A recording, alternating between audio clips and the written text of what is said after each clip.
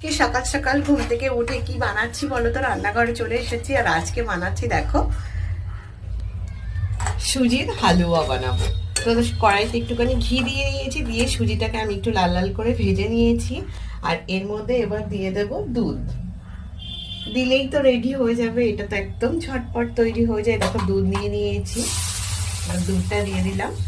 দিয়ে এবার সুজিটাকে একটু ভালো করে ফুটিয়ে নিলেই কিন্তু রেডি হয়ে যাবে। দেখো সুজিটা কিন্তু একদমই রেডি হয়ে গেছে।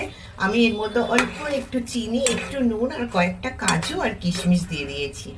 এবার ব্যাস নামিয়ে নিলেই কিন্তু পুরো রেডি খাওয়ার জন্য, কারণ আর বেশি ফোটানোর দরকার হবে না, রেডি হয়ে গেছে।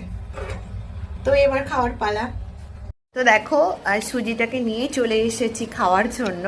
মানে আমি এটুকুই খাবো, তো এটুকুই নিয়ে এসেছি। আর এটাকে এতক্ষণ ফ্রিজে রেখে দিয়েছিলাম ঠান্ডা হওয়ার জন্য, কারণ সুজি তারপরে পায়েস এগুলো কিন্তু ঠান্ডা হলেই খেতে বেশি ভালো লাগে, মানে আমার তো সেটাই ভালো লাগে। তো ওই জন্য ফ্রিজে রেখে দিয়েছিলাম। এটা বেশ ঠান্ডা হয়ে গেছে, এখন নিয়ে চলে এসেছি খাওয়ার জন্য।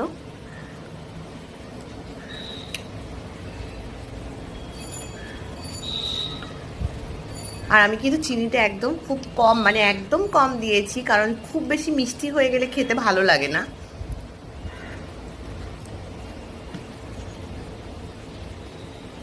এটা কিন্তু খুব ফাস্ট রান্না হয়ে যায় সুজি, তোমরা যারা করো তারা তো জানোই।